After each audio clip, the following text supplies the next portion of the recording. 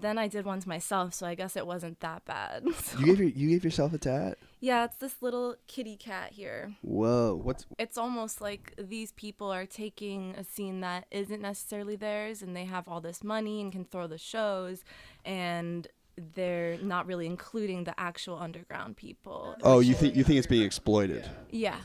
Hi, I'm Isabella Amarga, and this is my golden hour. Water, earth, fire, air. Long ago, the 4 deer nations lived together in harmony. Then, everything changed when the fire deer attacked. Only Derek, master of all 4 elements, could stop those boys. But when Boston needed him most, he vanished into the enchanted golden deer forest. Season 4.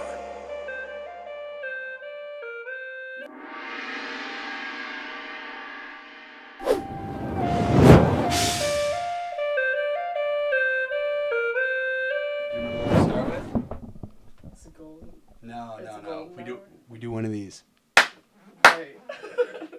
That's just to sync the audio and the video. Oh, okay. It sits right here. So, whoa. Oh my god.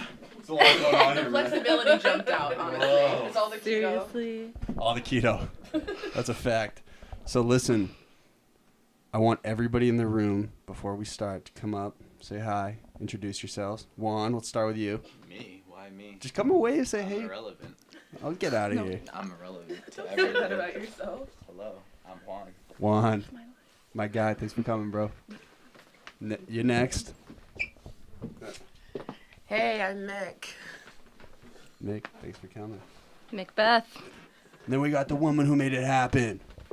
Hey, I'm Orange Power Suit Molly. My favorite lady in orange power suit. Love that. So let's give a little testament to Molly. Molly's a hustler, man. You are, honestly. She really makes it happen. She honestly. does. Like, You guys, I don't know anyone that works harder than Molly. I know. Like, Molly worked for her birthday. Yeah, I know a couple other psychos out there like me who like doing the 18 hours. You're one of them, man. Yeah, you got that. I'm not bringing up astrology. Yeah, let's not do all that. You got the Capricorn swag. Oh, are you Capricorn too? No, I'm a Sagittarius. You're a but- Fuck you, man. Oh, is that a good thing?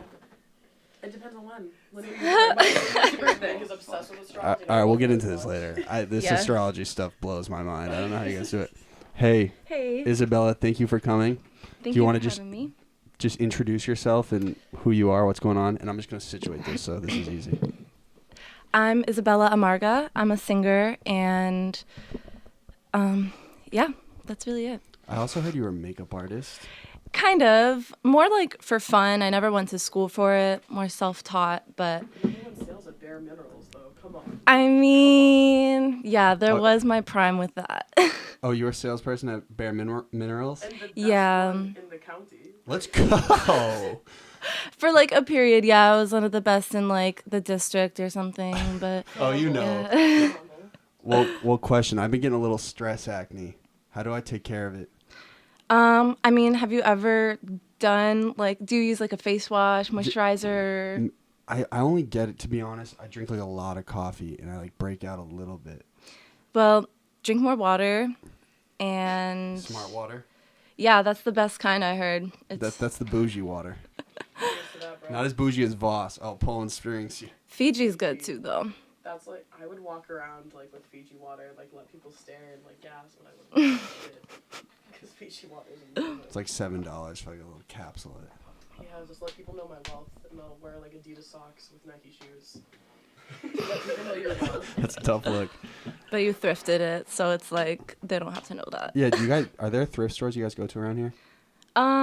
Yeah, there's like a lot, honestly. There's a ton, right? Yeah. I mean, I really like Savers. That's like my top thrift store. But there's also Which one? There's one in Cambridge? No, not in Cambridge. It's like, oh, I thought you just meant like the Massachusetts area. Well, isn't but- there like a string of thrift stores all in Central Square? Thrift store consciousness. Is it in Central or Davis?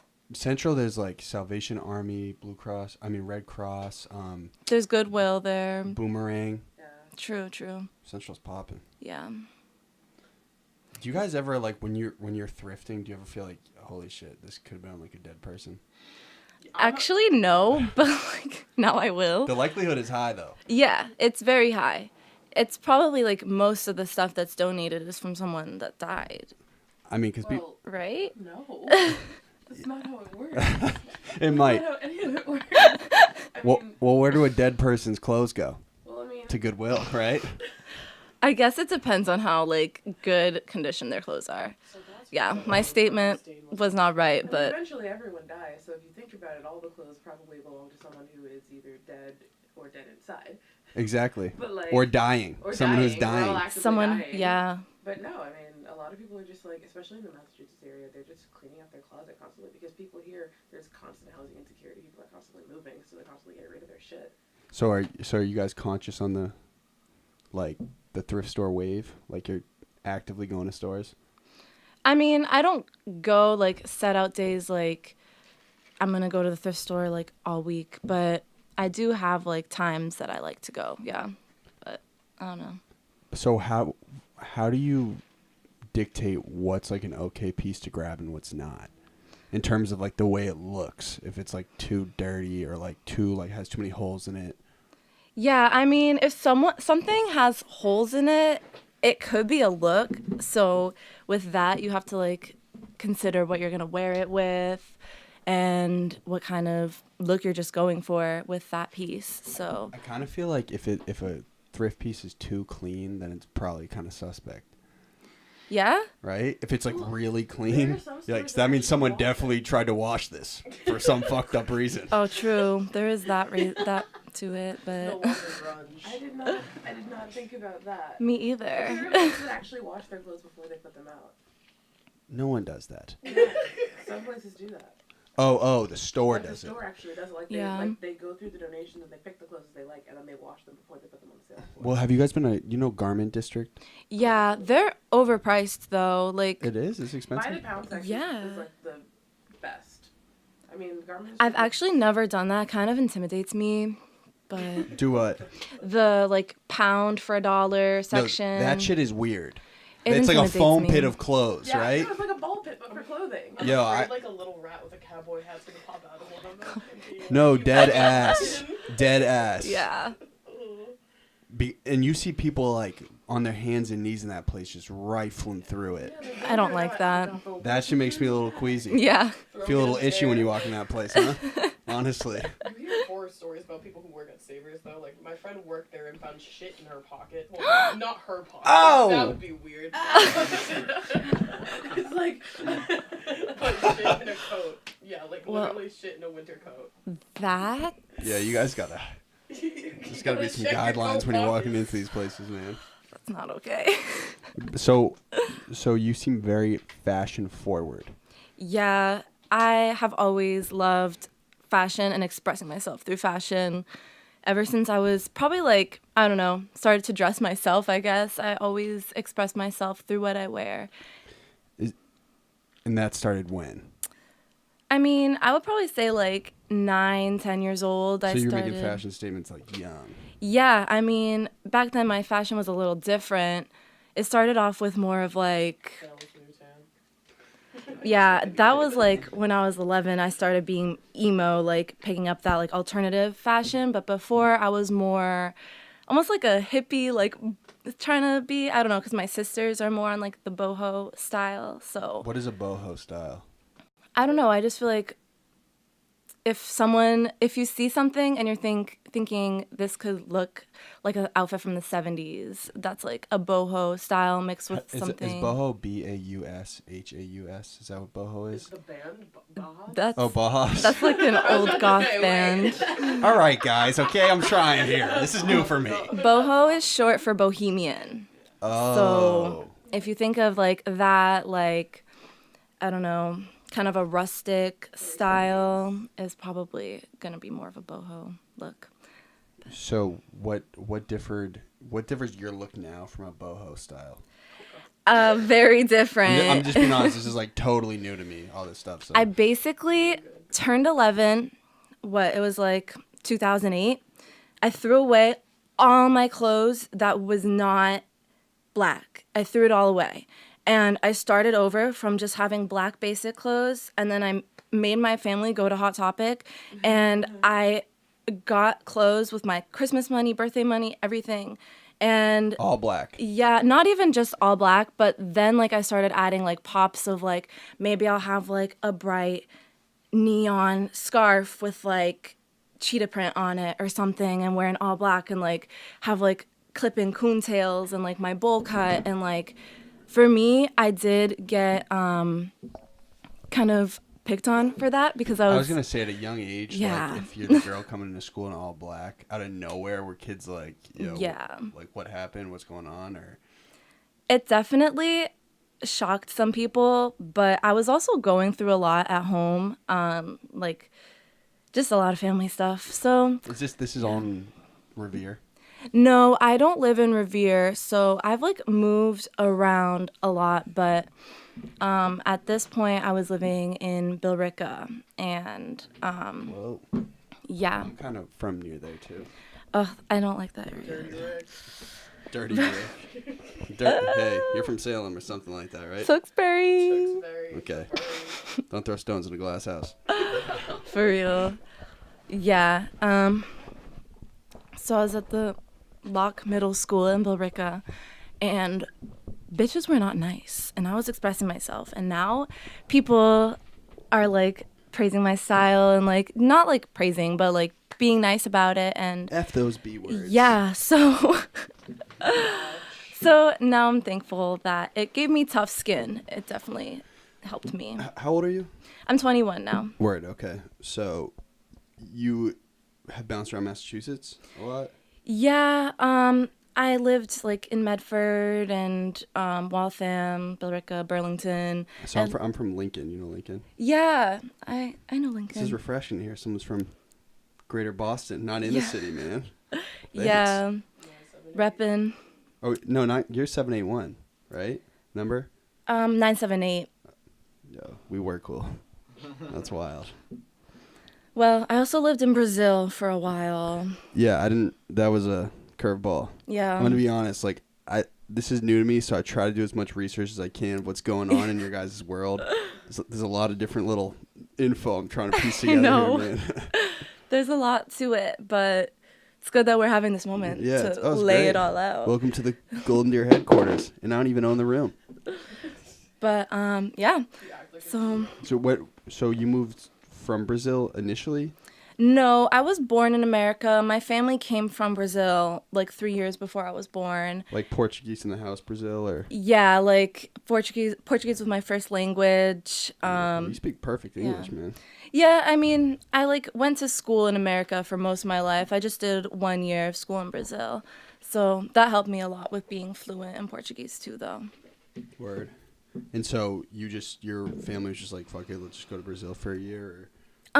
Yeah, it was like honestly around the time that I was starting to be more alternative and stuff, and my family was kind of like, they were nervous? Yeah, they were like, let's like send her to see like what it's like in a third world country, and maybe she won't be so emo, like kind of thing. Like, do you have siblings? But, yeah, I have 2 older sisters. And are they also like pretty expressive?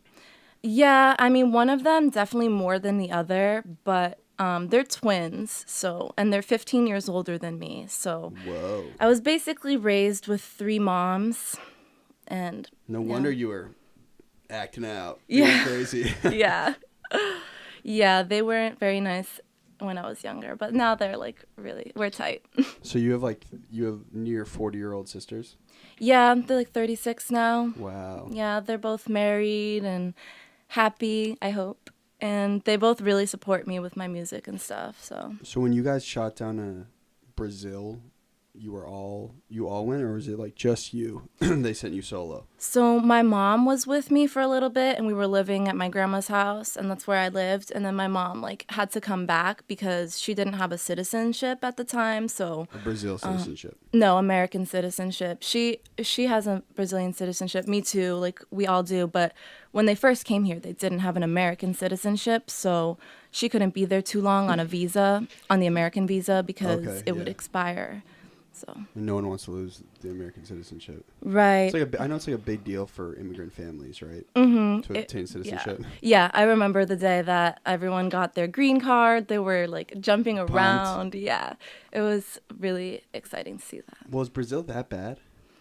I mean, it just depends on where you go. I would say it's kind of similar to the U.S., but then there's some things that happen there that are like really bad, like the government does to the people. Yeah, I remember when they did the World Cup there was like this crazy shit that the government did where they like set up walls around certain, is it a barrio? Is that what you call Yeah. it? Yeah, and they literally just for like marketing purposes literally just like closed off the worst neighborhoods so like Yeah. tourists couldn't see it. Right. That's real life, right? I'm not making that up. Yeah, they would do stuff like that. There was one point, it was actually in my state, but this was like a couple years ago. I wasn't there at the time, but the police just went on strike, and it was There was literally no cops? No, it was like the purge Whoa. in that state. Like essentially people were getting like robbed out of their cars, like in the highway, like Oh my god. yeah. Yeah. When was it? This was when you were over there? This is recent? No, this was kind of recent. It was maybe like a year or two ago or something, but yeah. Whoa.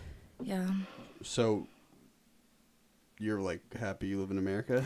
Yeah, I definitely like the way that America is set up where it's more organized, but it could be better. So you can notice a stark difference like in your day-to-day from Brazil as compared to like moving around in Massachusetts. Yeah, like, I mean, even just like visually, everything is For different sure, too, yeah. but like the way that the people are, there is like a lot more like social interactions out there, I feel like, than I here. think people are a little more hardened here. Yeah, people are definitely more like, I'm gonna stay in like my lane and like not look at anybody. I'm walking, like It's a very do my Boston thing. thing too. Yeah, that's true. Do you think that Boston, this is probably a question for all you guys, is embracive of like totally alternative music and style? Oh, for sure. Yeah. I mean, to be honest, I don't know a ton about it, so. Yeah, I mean, the people that I know that like the alternative scene and music, they are really about it and like are really truly deeply into it. Sheer Queer Fest that you performed at. Yeah. What's it called? Sheer Queer? Yeah, Sheer Queer Fest. I got to perform at that, and everyone that was there, even they didn't know me, but just like being part of that scene, they're so, like they just embraced me and stuff. So, yeah. Is it like a rite of passage to like kind of get into the community to dye your hair? Because I notice it a lot. I mean, I'm like looking around. Everyone's got dyed hair. Try it, Connor. You gotta just go pink. Just go pink. and go Well, I have rare, luscious red hair, man. Yeah, you do It'd be a have some travesty, covered but my hairline's going, so whoa. I mean, I don't know. I feel like we all just like to do that. I mean, I love it. I think it's awesome. Thanks. Do you guys all have tats too? Yeah. Yeah. Where do you get your tats? BC Flash, Brian. Do your promo, Yeah, do your little yeah, plug. he is at Boston Street Tattoo in Lynn. Brian, he is like my favorite tattoo artist. I've only gone to him like in the past year and a half. So. Give my girl Isabella a discount, Yeah. man. He does. Okay. How many do you have? A lot?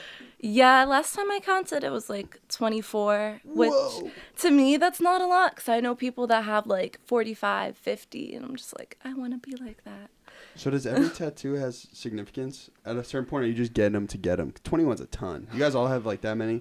I have no tattoos. No, I only have two. I want my next one to be like my first like big one. Whoa. Smaller one. You talking about like a sleeve type thing?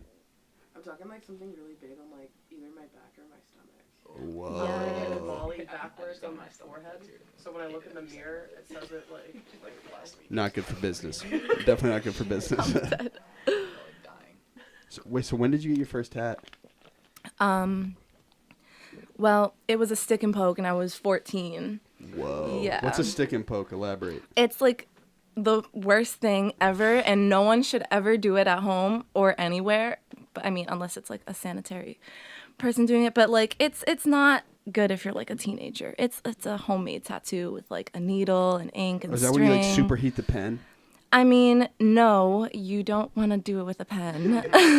So what happened? You just had some like girl or guy come over us and just stab me, man. Well, yeah, at first I did. I had my friend Liam. He came to my house and Shout out to Liam. yeah, he tattooed a little flower on my hip, and then after that I did some on Right them. on the bone. Yeah, I don't know why So because you went crazy with the first one. yeah, I was just like, honestly, fuck me up, fam. Like, let's just do it. And then and it killed, right? yeah, it wasn't good, but I mean, then I did one to myself, so I guess it wasn't that bad. So, You gave yourself a tat? yeah, it's this little kitty cat here. Whoa. What are these two? These say IDK and IDC, and then this is a heart key. Like Kingdom Hearts Yeah. key? Not a Kingdom Hearts key, the Keyblade. It's not that, but I guess it's the key to my heart. I don't know. That's fire. It kind of got fucked up though. It like I scratched my finger. You did all these yourself? No, these were from Brian. Shout out Brian. Yeah, shout out Brian. Brian, I might come to you, man. I want to get the deer outline, just a small one on the back of my trap. Do it. But I'm kind of afraid, like, you know, people say once they get that first one, it's like, yo, it actually doesn't hurt that bad. Yeah. You got some too?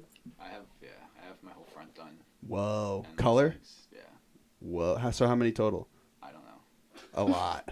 I have ink-wise more than her, but I think she has more than me. More individual pieces.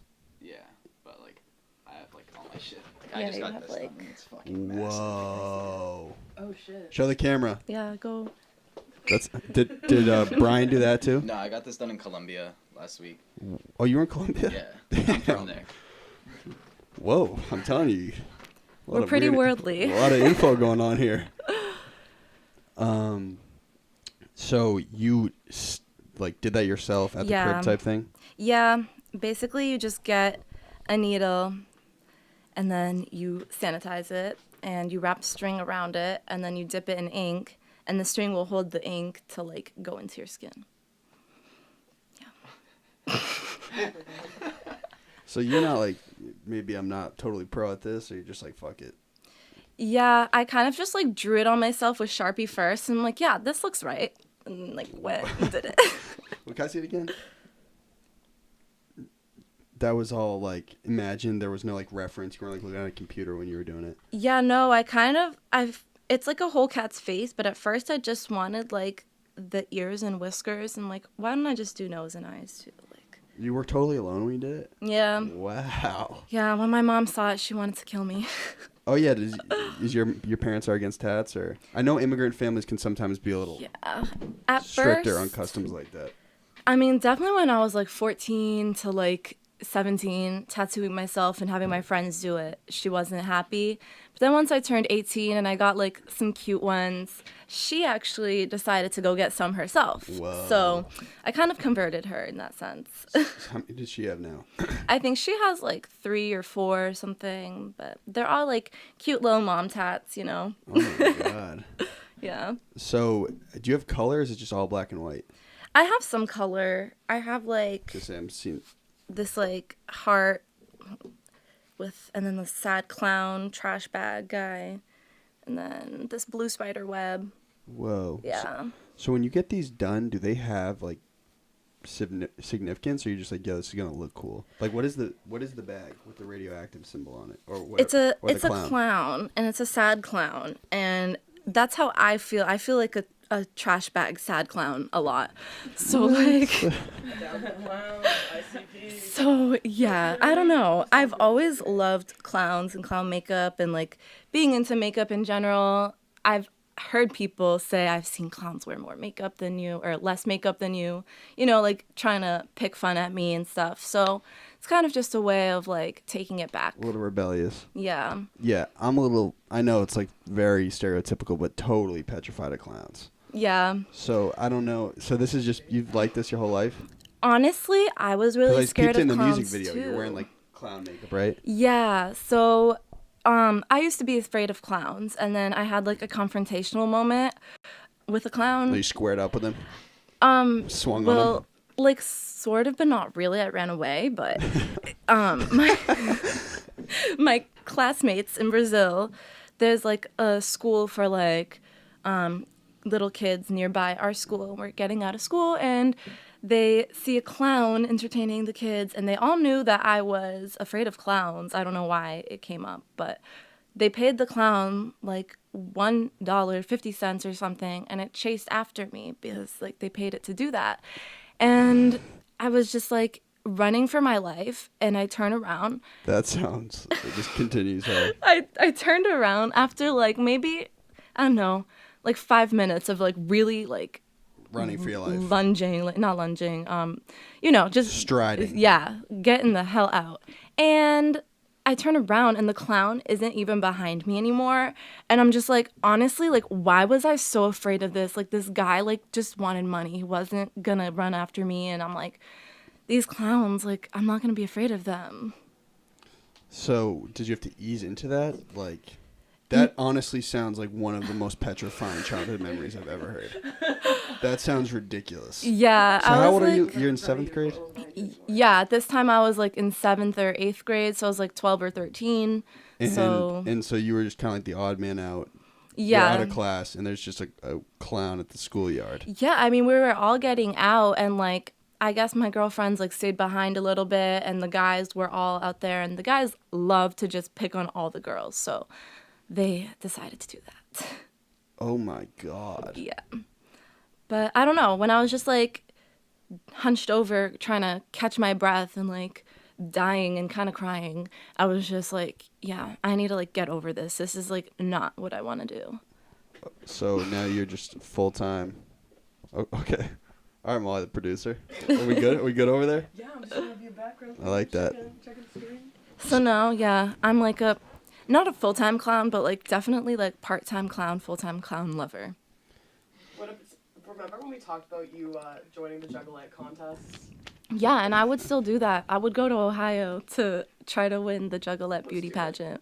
Or the talent that's show. the Insane Clown Posse. Yeah. Down with the clown. We should have got Fago here for Bella. I should have said that to you. Who's that? Fago is it's a soda like Fanta. And what's the significance? So Juggalos It's like the love Juggalo. Faygo. It's like Is it like drugged or? the natural No. strength. Yeah, it's kind of like Quaaludes.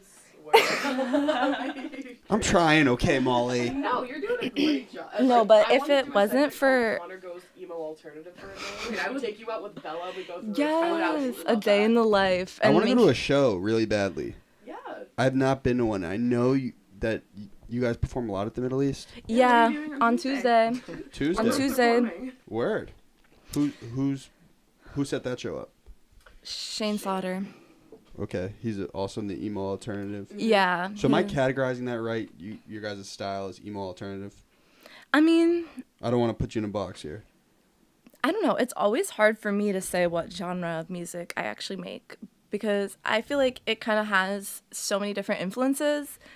So I feel like there's a lot of alternative. blurred lines, kind of. I feel like just alternative might cover it all, right? Like, Yeah, I mean that, and once you define yourself as something more than just like, let's say you make like rap music, but you start getting really specific. Like, I make Trap. emo trap music that with like a cowboy beat. Then it's like you make anything different, and everyone's like, "What the fuck are you doing?" yeah, that's true too. I get it, but like, if someone was to refer to the community, like the show at the Middle East that's happening, would they say it's an emo alternative show or? Not for that one, I don't think, because some of the artists on it are like hip hop artists, like Yeah, it's the it's Queen like, doll. Yeah, like Emo it's like pop. emo pop. Yeah, it's true. Emo Like, pop. it's definitely a multi-genre show. Are we familiar with Claro?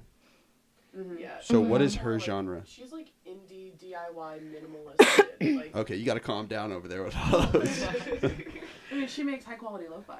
Yeah, basically. there's a lot. Pop. So- She's bedroom pop. Yeah, but again, is that just in the production or like what dictates that subgenre? Because when you guys came, what I understood is this is like the underground music, right? Yeah. So is the underground all alternative pop, emo No, pop? there's so many different genres in the underground. There's like the rappers and then the people who sing, and there's indie and there's all different kinds. I mean, So it's a collective of like Yeah. experimental sound kind of. exactly. That's what I would say. I'd call Show sounds like a Bella blast. music like the Spencers of. True, because, yeah, you walk into Spencer's, you're going to see, like, a Tupac t-shirt, but you're also going to see My Chemical Romance t-shirts, like, a little bit of everything. Maybe a lava lamp. Yeah. Beer pong table. Exactly. If you're talking Some about the dildos. Austin No, basement but scene- probably. Austin basement scene is like they're super into their genres. They're like, how dare you call like American football like emo music? Like that's like a different scene we associate with them, but this is more like Who's that? pop type stuff. Like not just pop music, but I'd say the image of it is like pop and a bit of like darker gothic styles as well. Yes. So I mean, growing up, I think I'd refer to it as it was goth, but then I feel like it shifted. Like you like My Chemical Romance, that was goth, right? Yeah, I mean, emo. Emo. Yeah. That's emo. So what's goth? Well, goth is like Okay, think emo is like I Like want to Bloody die. Valentine. Goth is like I'm already dead. yeah, perfect, perfect. So who's emo and who's goth? Like name a band for each. I feel like Disturbed is, like, goth. And Is then, that screamo? I mean, they scream a little bit. It's like throaty singing almost, I would say. But, and then, like, Panic at the Disco is emo. Like, Oh, word. Okay. Yeah. Are we familiar with Scapegoat? I don't know. Scapegoat. Slipknot. Slipknot, yeah. What are they? I feel like Slipknot's more like heavy metal kind of music. Yeah. They scream too. And so, that shit's crazy, right? I was like, So the guy who runs the studio, as you can tell, like, he's trying to make this place look like a spaceship, and it's like half done. But that thing is triggered. Watch this. Open. Sick. is that where you hide? Open the up. files? I just Fuck, thought you're Flynn embarrassing Powell me. was gonna jump out and start chasing Isabella. Oh my god. Whoa. I'm gonna start getting paranoid. So have you seen It? You know It, the movie? I actually just bought the book yesterday. It's a Stephen King. Mhm. I want to read that. I would watch the first movie over the remake. That is honestly, like, I know it sounds very stereotypical, but it is like one of the most disturbing movies ever. It's really messed up. I mean, I watched that at a young age too, so that's definitely part of the reason why I had a young clown fear at the beginning, but now I just Now you just watch and smile. no, I don't smile, but I'm just like I It's like, really beep, beep, Georgie. I love the aesthetics and stuff. So He's a wild man, Stephen King. yeah, he's crazy. Bella's album cover has a really cool, like for confinement, has a really Yeah. cool theme. I actually took it in Lincoln. Oh, You know what I'm I talking meant to talk to you about Yeah. that. So I like went through your gram. That spot is like totally a novelty. Yeah. I didn't know about it until recently. I grew up in Lincoln, but what we're referring to is this fucked up, scary ring of I love it. of play wooden horses, and it's like it seems nearly satanic, doesn't it? Yeah. And it's just in the middle of this, like right next to this farm in this field, Yeah, it like and it's did- accumulated over time. I looked it up too, and it like showed up randomly in 2006 or something, and no one knows where it came from. And yeah, I just thought it would fit perfectly with my music. And you do kind of get a eerie feeling when you show up, don't you? Yeah, I definitely felt not like a presence, but an energy. Yeah. So for anyone who's gonna listen or watch this, look up. What would you look up? Do you guys know what we're talking about? It's like literally like the Satan. It's like what do they call it? Satanic horse ring. Growing up there, I had no clue what it was, and Yeah. then you just drive Wait. by it. Look it When up. you took your pictures, that was like you guys didn't set that up. No. No, That's that was there. there. I actually asked Will, my brother-in-law. He's a photographer, and I was like, I want something that gives like kind of like a dark circus theme, and he was looking into it, and he found that, and I was like, this is perfect. That's fire. Yeah. It's just in the middle of nowhere. Have you seen True Detective? Do you know that? No. Yeah. It's just have you seen it? A little bit of it, I think. It sounds familiar. Yeah, it's just like there's something about like weird satanic culture in like the most natural places possible, which I think is so eerie. Yeah. Well, a lot of it. Let's bring that out in the music, huh?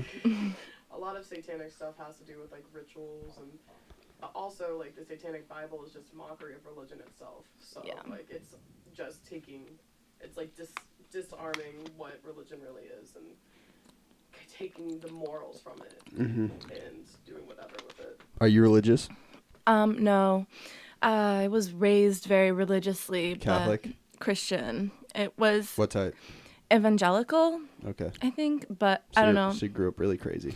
Yeah, my mom kind of like converted to it when we came from Brazil because of the International Family Church that was in our area. Like, so it was she got very strict about it when I was growing up, but I have really strayed away from it, probably because of it being so strict.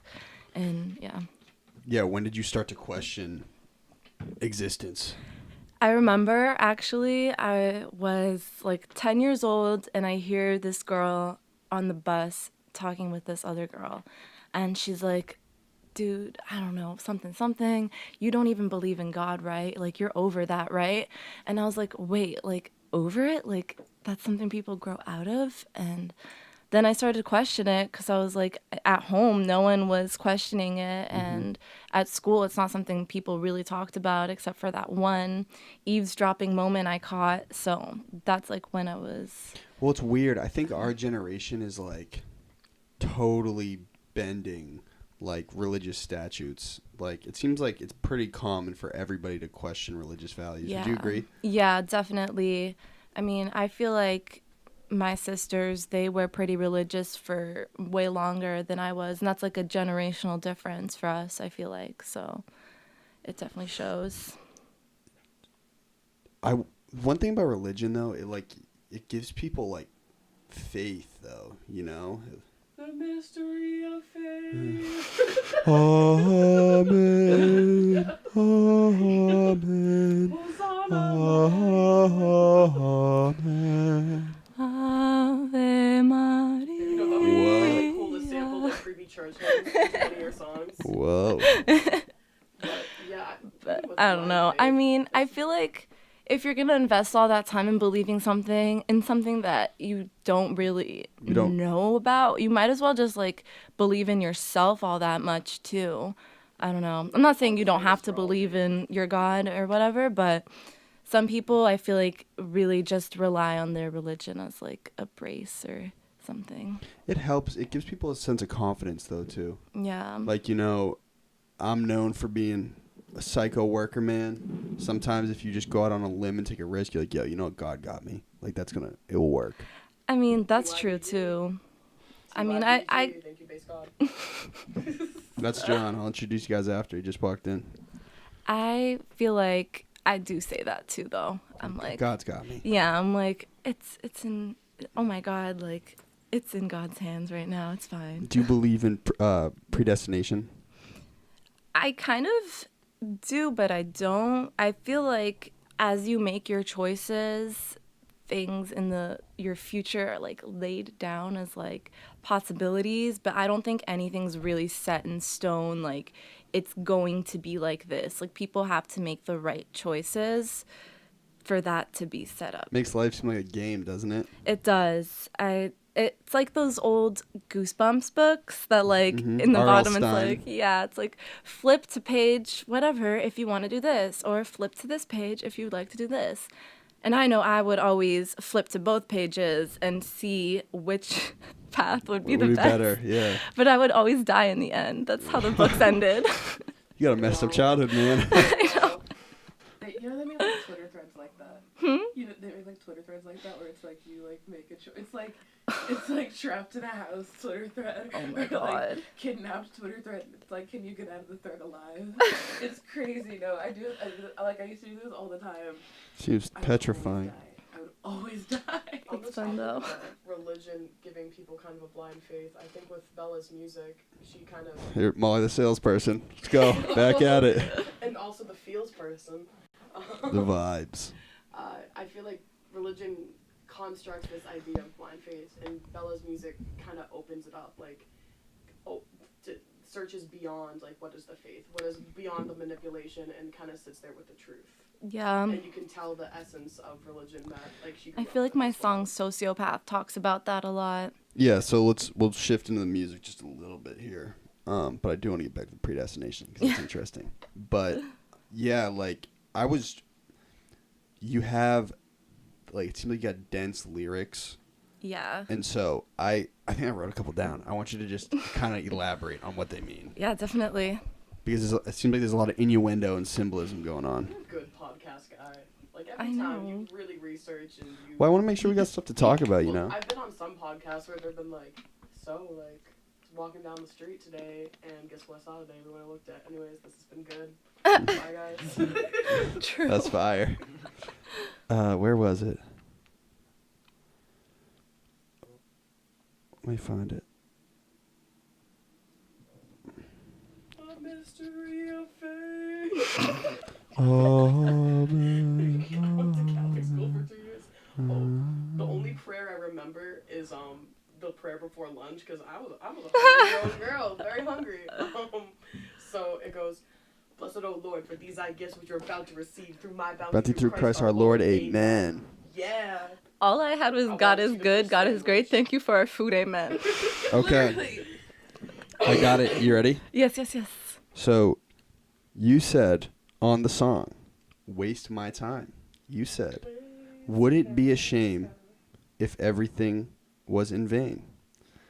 And then you said, "Trees seem fruitless. I can't get through this." Am I right in depicting that? The trees part. But that's the right lyrics, right? Yeah. Okay. Every tree we try to prune seems so fruitless, is that part. And then I can't get through this. So, I mean, I have a hard time with, like, relationships. So sometimes it feels like I'm wasting their time or they're wasting mine because I can be so crazy and I don't know. So it was kind of just, like, about that, but also thinking about the fun of like wanting to discover if you can make this dead tree come back to life. Is there a little Adam and Eve tie in there? I mean, I guess in a way, but not like Okay, necessarily. that wasn't the intention. No. I got another one Yes. on nowhere. Yeah. You say, "Nowhere to go. I'm out crawling in the night. I hope you find me." So I'm hoping that's not about the clown we referenced earlier. No. Because that would be fucked up. That song, I actually wrote it around the time where I was going to the Middle East a lot. And Like 2017?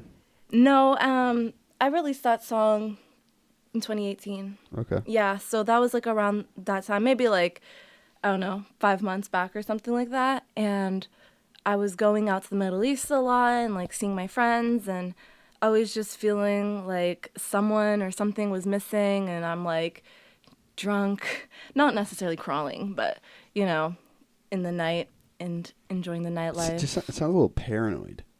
Do you feel like paranoid a lot? Yeah, but maybe that just came through like subconsciously. I don't know, but I do get like paranoid a lot. I'm always questioning people's intentions and wondering.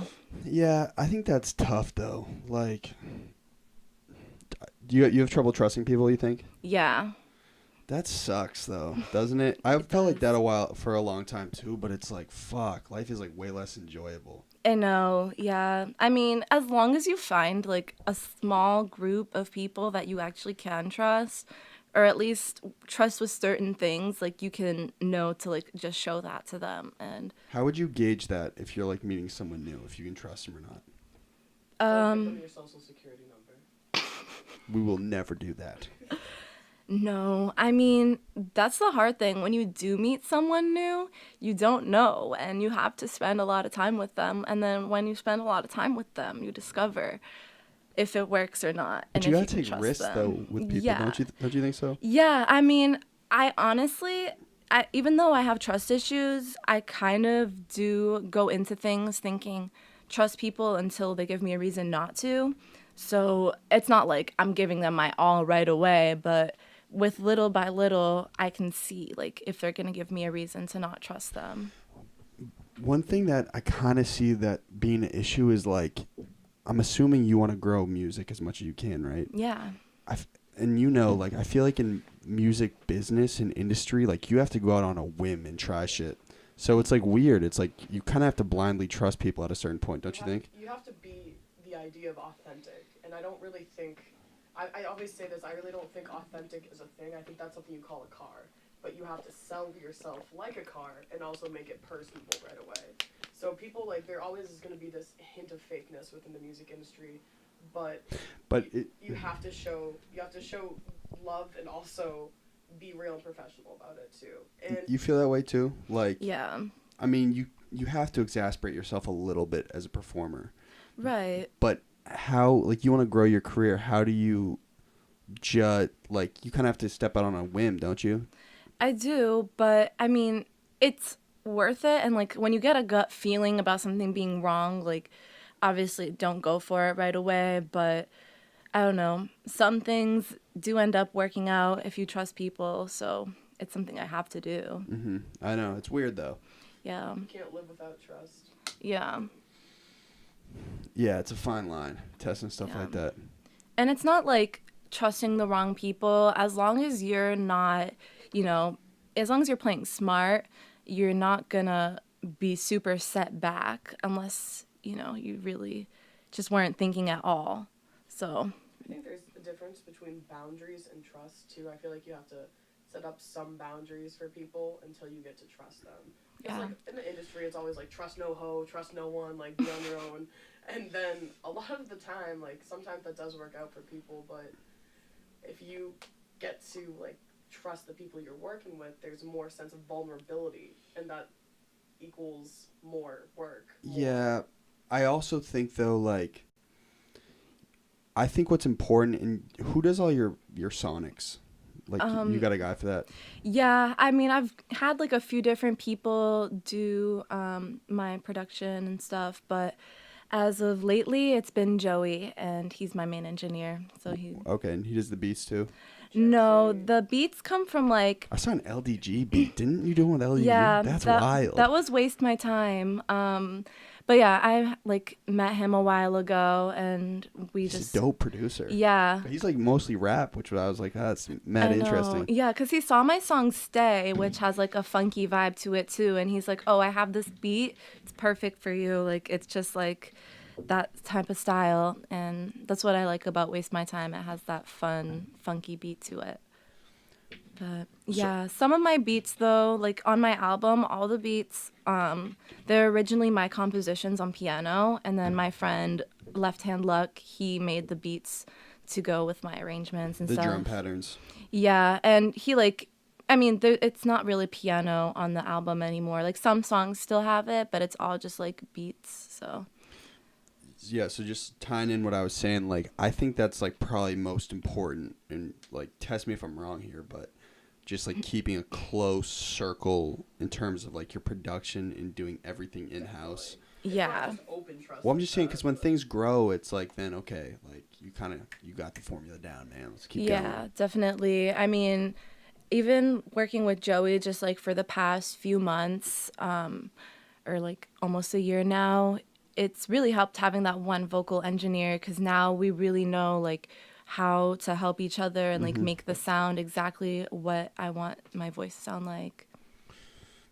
So, a totally irrelevant question. In that, it was Thirst and Hunger was the video. See, I was doing my research. I love that from Hunger. Well, one, I was going to say shouts to you because you didn't have to pay any actors. Yeah. I know, the mannequins were a little expensive though.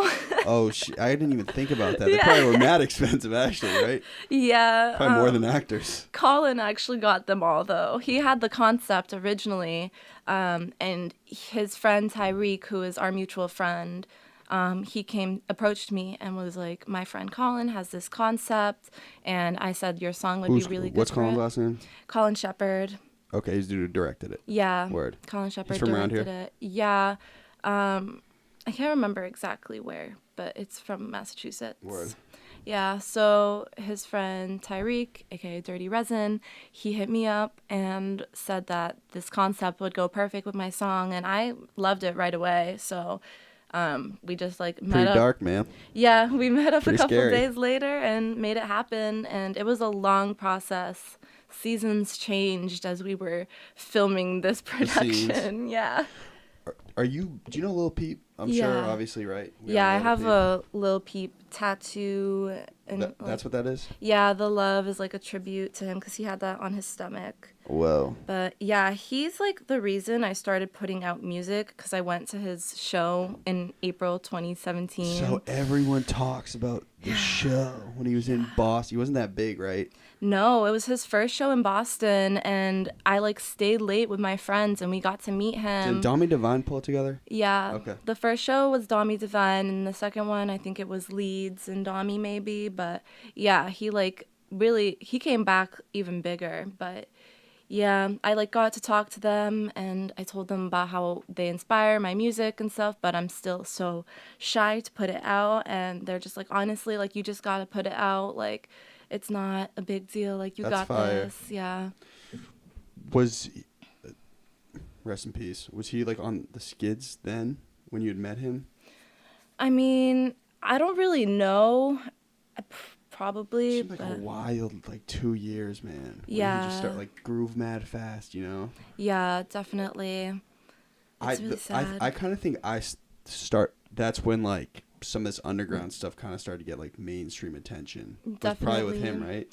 Yeah, I mean, with him and then with like Lil Uzi Vert, who also came from SoundCloud, and like Playboy Cardi. I feel like they. Yeah, but that was Ghost rap. That was Mane. rap though. I mean, I kind of mean like alternative music. You know, his sound was different. That's true. He was more of a singer than a rapper. I I'm feel a beamer like. boy. I fucking love that song. Yeah, just like sang like Blink 182 kind of. Exactly. What? Wicked Face came from Tiger's Job. Yeah. Tiger's Job was a big, like, that's an emo band. That is definitely an emo band. Tiger Beat, the magazine. I love Tiger Beat. I used to have my Oh my Gerard God. Way and Zac Efron posted. Are you Team Edward or Team Jacob? Team Jacob. Why you're Team Edward? I don't know. I feel like Did you like those books growing up? at the time when they were popular, you loved it, yeah. yeah. I mean, my name, it's Isabella. Isabella, Everyone true. calls me Bella, so I was just like, I feel like I just have to like To this. put you on the spot, can you do your best Bella impersonation? Okay, when it's so bad. When Edward asks her like if she likes the weather, and then she's like, the weather. That's exactly it. She was so awkward. She was frustrating sometimes. Like, Yeah. My mom loved Twilight and took me to the movie. I just don't understand how anyone in their right mind could voluntarily be Team Jacob when he was literally the most selfish character the entire time. I just think he's hotter than. Make's over here since I'm she just hates thinking of Jacob. What's his face? Taylor Lautner is just hotter than. I fucked with Team Jacob. I like the movies. I never read the books. The movies are smacking though. I mean, But she was always pissed, man. Every movie. she was just perpetually stressed out. She was going through it, She's a like. shaky mouse. But I She mean, was getting wouldn't so you much be- attention, man. Like, come Wouldn't you on. be stressed out if you were like a raging lesbian who had to pretend to be attracted to two men? And one's a werewolf and the other one's a vampire. And the vampire's like 7 million years old. And the vampire like just like watches you sleep. But And the he's a werewolf fucking is, psycho. Like, super selfish and like wants you to give up your whole life for him. Like, Bella. Yeah, we're very gay. We're very gay people. True. That's a part of the music scene we're into. It's all like. Yeah, explain that. So, is there a big LGBT tie-in with the underground? Yes. Here, Yeah. I might want to cut this up as a clip because it's interesting. I feel like the underground exists because of the LGBT and the people of color who have started it. And then In Boston specifically? I mean everywhere. Yeah. I feel like just in like its origins. But in here, in Boston specifically, I don't feel like we have the representation we deserve, but there is still a big Elaborate. community. Representation, what do you mean? I just feel like there needs to be more events and more Exposure. inclusion and exposure. Yeah, because a lot of the underground shows that are like specifically rap shows, to be honest, they're more of like a white male centered area, and So you mean shows specifically? yeah, and Just I don't know.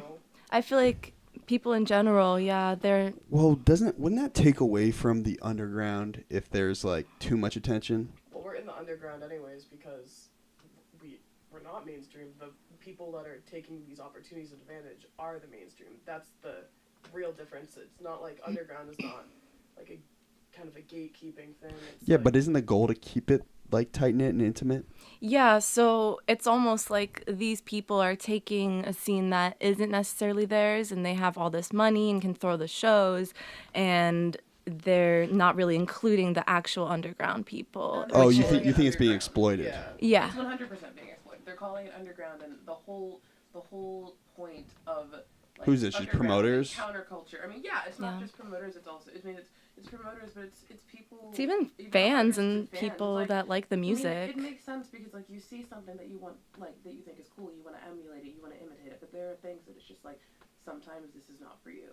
And like when you see bills that are like 100% like white cis male artists and they're all like making like underground music, I'm like, you don't understand what this even is, so how could you possibly be a part you of don't it? know the root. Like So you can't hate from outside the club and you can't get in, but you're creating this thing. Oh, and can you saying get that into the it's- mic and say yeah, that? literally, like You can literally get into the you're creating this thing and you're saying that it's yours, but it's not, and it never will be. Well, what's interesting to me is I feel like my depiction of the community is that it seems very inclusive, but the way you're saying it, it's like, yo, fuck all those other people because this is our thing. Well, it's extremely inclusive, and I think that it's one thing to want to have people there, because the thing is that so many people are not understanding that queer people and people of color, like, they deserve your support, and they're not saying don't come to our shows, and they're not saying don't support our art. What we're saying is you can support us and you can appreciate us without trying to be us.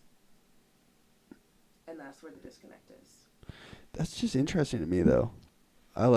So do you feel like you're building a barrier by, I'm just playing devil's advocate here. There's a definite, people are going to see it and say, oh, like, maybe this is gatekeeping, or maybe this is a barrier, or maybe you're ostracizing people. And I'm like, look, like, I'm not here to pander. I'm not here to, bring a bunch of people into this thing, but, like, I'm here to bring people in who don't have a voice.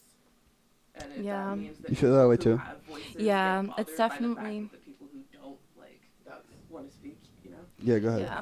No, I'm just agreeing with Mick. It's definitely for the people who don't have a voice that deserve that, like, first place inclusion. And then, the other people who they do have more of a voice or, like, status or whatever it is that they may have, they can enjoy it, but they don't really deserve to be part of it because they don't really know what it means or why it started. So the ultimate goal would be to get this community exposure, correct? Yeah. But I mean, but only the community and no one can. I'm just wondering. I'd say No, I'd say not- just having a respectful foundation of where the community is coming It's like from. understanding Yeah. that what it's rooted in. That's the problem. It's like not if you don't understand what something is rooted in and you're trying to emulate it, then you're just making a mockery. So what I'm saying, so let's say like I threw a big show at the Middle East, right? Sold it out. Don't tell anyone. Downstairs. Whoa. And I want to throw a show for your subgroup, right? Underground in Boston. yeah. Am I like being a culture vulture by doing that, or am I supporting? I mean, Well, are you paying artists? Like, are you paying your artists? Of course we pay the Like, artists. they wanna- Yeah. I'll give you the most money you ever had at a show. I think Yeah, I mean, it depends on a lot of different factors. Someone who, like you, who isn't part of the scene, if you throw a show and you actually put on, like, people like us, me and Mick, and the people that are actually here for the underground and not exploiting it, I feel like that would be fine. Yeah. I feel like there's Throw a just show, man. Let's do like it. four main things, like Let's pay do your it. artists, don't be homophobic, racist, or transphobic. Yeah, I mean, or predators. Yeah, like, just imagine- like simple moral things that like Wait. anyone can do. That So I didn't hear all of that. You said the guidelines are don't be homophobic, transphobic, or racist. and xenophobic, and probably just Not being rude. What is xenophobic? What's it? The Like- fear of? like fear of like immigrants or like foreigners. Okay. Or people that aren't like American. But within the rap scene, that's already known. Like, I don't also just want to seem like a super like liberalized figure too, because in the rap scene it's like you get the money, like you are working from nothing to get there, and a lot of people don't put in. That's why I like it. It's entrepreneurial. And with like morals, but like it's just more for like we're talking about like more queer and non-binary girls who have a different way of hustling. And it's just a little. It's like we will still work with like men and everything. It's just not like you don't have to. It's just understanding. It's not reaching it's not reaching a standard. It's understanding and being respectful of someone's sexual identity, background, and understanding if they want to be open about it. And it doesn't mean that you necessarily have to like flaunt it yourself. It's just being accepting of it, because it's like sometimes places aren't like that, and obviously like in the like rap scene people don't care. They don't. But like So we're trying to make a voice in a way that is inclusive, not overbearing, but at the same time accepting.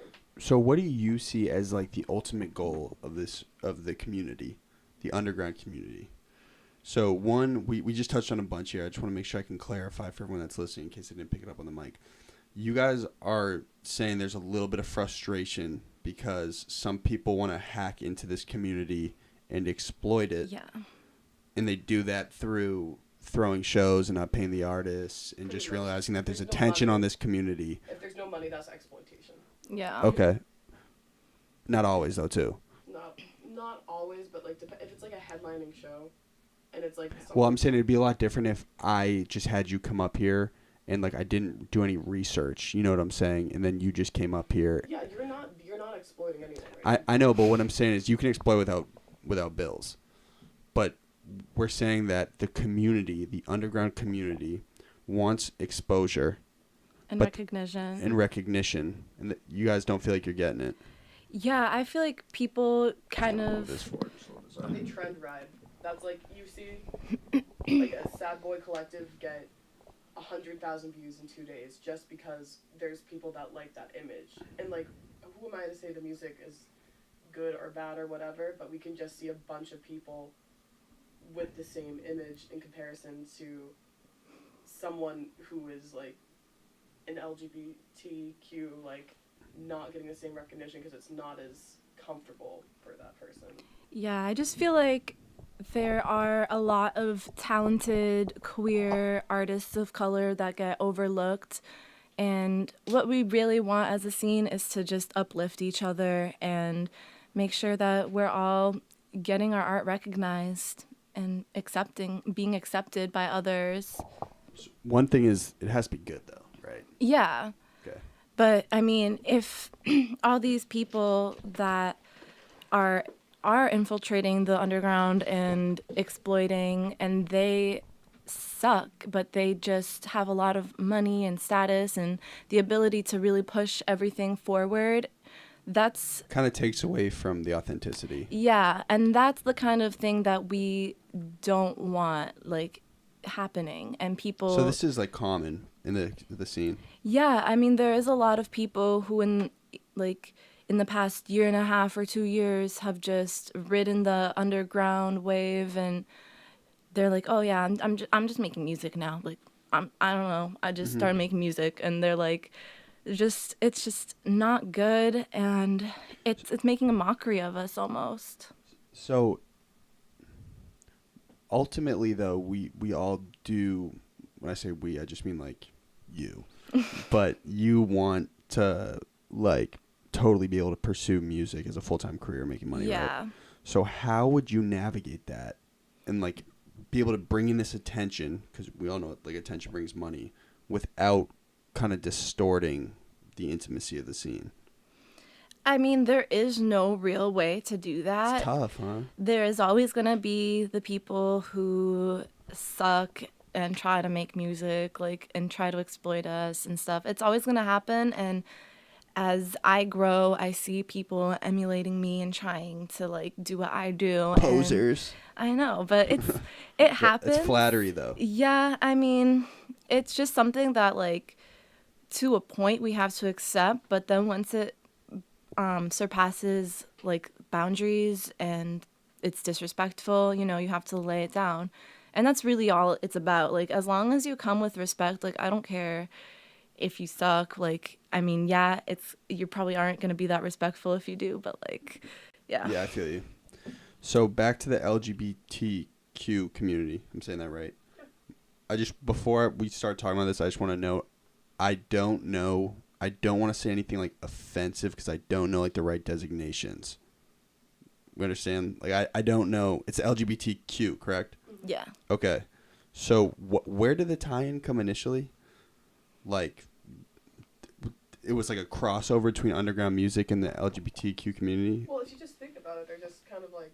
It's one and the same. I mean, if you think about what's been societally, like, acceptable, like, what the social norms are, and then think about the fact that, like, the idea of creating, like, a counter to that, like a counterculture, it's always been, well, I'm not accepted, so I'm going to make my own space. And queer people and people of color, we're not accepted, so we're going to make our own space. So Word. It's not that there was ever a crossover, it's that it was always one and the same. Word. So, okay. And it's that way in Boston, too?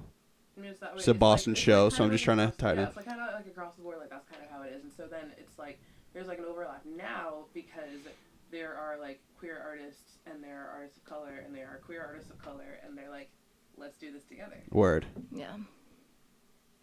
Word. I get it. I mean, I met Isabella on Tinder. Like, literally, Isabella was the first friend I made when I moved to Boston. True. We met on Tinder and, like... Whoa. Well, couple of swipes? Whoa. Oh my god. we My started going first to parties message to together. you, I remember it to Your this first day. message to me was so corny. I was like, this is so fucking corny, but this bitch is cute. And, like, I like her makeup. But where did you move from? I'm from Atlanta. Whoa. Yeah. So Yeah, we were doing late night swipes and we all linked up, huh? Basically, Pretty we much. went to a party together and then we became best friends from there. Yeah, like, everybody, like, people were coming up to us at the party and asking if we were witches. We were like, yeah.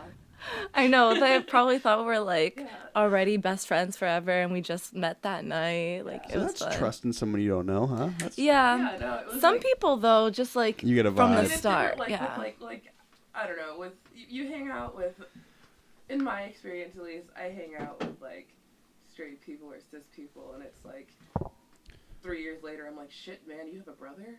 And, like, I hang out with a queer person, and, like, 3 hours in, I'm like, and that's why I'll never find love. Can you, Like- this is not even me being ignorant, but can you elaborate on what cis is? So it just Cisgender. means, like, identifying with, like, the gender that you were, like, assigned at birth. Okay.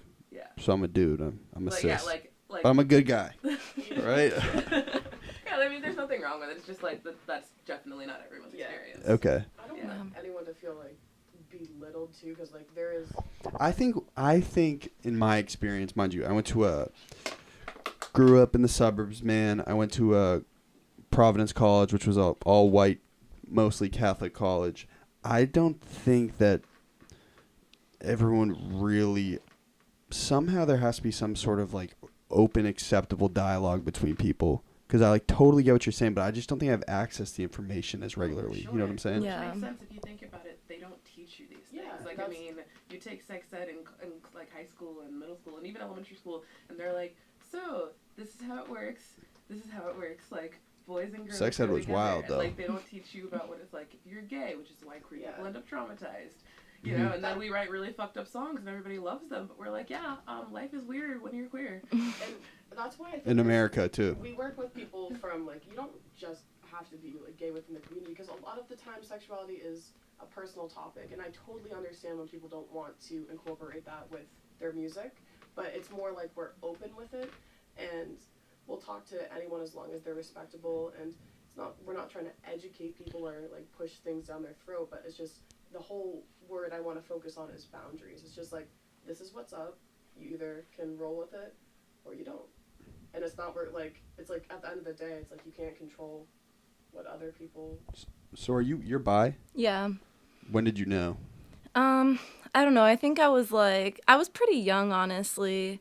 Maybe like 9 or 8. I don't know. You're just like, I like girls and dudes. Yeah, it kind of came up with a friend, an older friend, because my mom was a nanny. So my mom used to take care of this girl, and she was helping us move in. She was probably like 16 or 17, and I think like the song "I Kissed a Girl" came out, and I liked it. yeah, I was really I mean, I was raised very religiously, so I was like, oh, I like don't feel like that's right. Like, why is she saying that?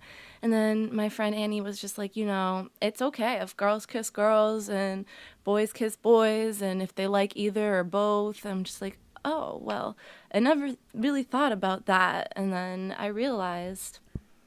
I can understand why it'd be so tough for dudes also, like, I think gay dudes got it really tough, man. Yeah. Like, fuck. I know. Even like. You're, as a girl, it's somewhat, and I don't want to generalize, but a little more glorified to be a lesbian. Well, no, I mean, Yeah. that's the thing is, it's like guys are expected to be like they're like Masculine. Like, you have to be masculine. Like, Testosterone. You can't cry. You can't do like. You ever get sick of drinking water because clear is a gay color? Like, I've never heard that one. no, I just mean like it's like ridiculous, like the amount of masculinity is like imposed on men, Clear as and a it's Yeah. like no, you know what I mean though, like it's and it's ridiculous because it makes it so hard to like be like a queer man, and so like on the other hand, like lesbians and like queer women and femmes are like sensationalized to the point that it's like you're literally walking down the street like with like a girl and it's like you guys should kiss. Like, Yeah. I'm just out here. It's wild, drinking my huh? iced coffee, man. Yeah, it sucks that like people have to do that and just not let others be. Like, I don't know. It's changing, though. Yeah, that's for It's sure. gradual. Yeah, I definitely feel like it's more with like older people, like Mick said, oh, you girls should kiss. Like that doesn't really happen with like someone our age. A guy wouldn't say that to us, but like Well, there's some, I I mean, know some dogs out there. yeah, man. some, but like it's mostly with older Make out. people. Yeah. Yeah. 2 girls, 1 cup. Oh my God. Ew. You need to relax. Molly. You need to relax, Molly. You got to pipe it down. That was not You go to good. a bro party. No, Absolutely. you got to calm down. That was awful. That was my campy bad joke of the day. You get one. So, I haven't really heard any gay themes in the music specifically. No. I didn't listen to every single song, but Yeah, I mean, there's not like a whole lot of. I don't feel like there's that many pronouns in my songs, I guess, but in the ones that there are, it is more like he. But also, I'm writing songs about like heartbreak and being let down, and it's usually guys that do that to me. Girls are nice to me, and they don't break my heart. so do you date girls too? Yeah, Okay, I've word. dated girls. Me too. Nice. We have that in common. Fire. Here's a question: how did you get such a big IG following? So it happened like 2 years ago. It was actually with Juan here. We were at Boston Calling, and Word. my nails were all fucked up. And I was just like, fuck it. I'm going to light my nail on fire and take a picture flipping off the camera. And You went viral. yeah, that shit went viral. Whoa! So Can I see the video? it's not a video, it's a picture, but here, I'll pull it up. And then, yeah, from there, I barely had 1,000 followers before I posted that picture. And then at the end of the day, I had 5,000. And I was just like, holy shit. And then, Just grew. yeah, like from there, it's like every post, like every few posts, I should say, got like a couple thousand followers. And I'm just like, wow. And I've been pushing my music through my posts. Oh, yeah, this is the picture. Yeah, It you was- look way different here than you. I know. So, People roasted me for like how I did my makeup, Juan, so I you kind of took the pic? changed things. Yeah. It's on On Snapchat. Like, so question. So did you start as it grew? Or did you start to become a little more expressive? kind of, but also I changed the way I expressed myself because before on my Instagram, if you look back, it's more like pictures of things and not really that many selfies. And now it's all just my face. A little style. Yeah, so I feel like I did change my feed to what people want to see, or at least what it seems like they want to see, because that's what gets more likes and stuff. I know, isn't so. it weird though? Like, Yeah. do you ever get caught in it? Like, I stress about it sometimes, and like sometimes I'll just be like on my Insta for hours, like responding to hate and like to people that love me and to all different things. I'm just like, this is so much energy. Like I could take a nap. I know. I'm sure like as it will grow, it's just gonna become more and more demanding. Yeah. Mind you, like the GDPIG is probably just gonna hit 1,000 followers. I know. I was checking that. I'm not creeping on you. Been growing pretty fast, huh? Yeah. Pretty wild. We get this will get more listens and views. It's big. We're biggest on Spotify, but it's just weird. Like you can get so caught up in it. Yeah. Does it stress you out? It does. I mean, especially when some people can be so relentless and like mean. They're just weirdos. I man. know, and I don't know, but at the same time, I'm like, well, if I keep responding, it's gonna boost my reach because more people are gonna see. My followers gonna defend me, and then I'm just like, why am I so wrapped It's like up? a game, isn't it? I know, it really is, and But it has a lot of benefits too. yeah, Do you get paid off Instagram yet? not from Instagram themselves, but I do have a lot of like Promo brands and that shit like stuff. that, Yeah. Like my favorite brands send me clothes and hair dye and That's all fire. that stuff and makeup. So Shout them out. The sponsors a shout out. Lime Crime Cut that check. and Arctic Fox, Dolls Kill, Goodbye Bread, and Fashion Nova. Oh, you're on Fashion Nova? Yeah. What? Yeah, I got that Fashion Let's Nova. go. Motel Rocks. Oh my God, I'm like gonna a forget Fashion some. Nova model. Wigs too. Oh yeah, trendy wigs, Eva hair. Gosh, I can't even remember all the names. I feel Wow. bad. What? Your contacts. Oh yeah, TTDI. Oh, so it's Code Sour Apple. so you're for real on the business. Let's go. Yeah. Okay, Isabella. Hell You get a yeah. lot from TTTI. Yeah. Okay.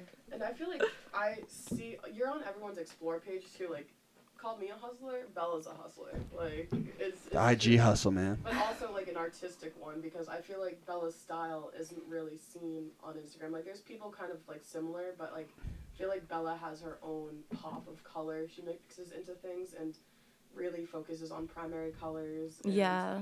I don't know. I just think it's like really well done. I feel like how you present yourself is unique within your style too. Thank you. And Yeah. a lot of people, like I saw a girl. Molly the heard you other day. Molly heard you catching checks. That's she's trying to be nice.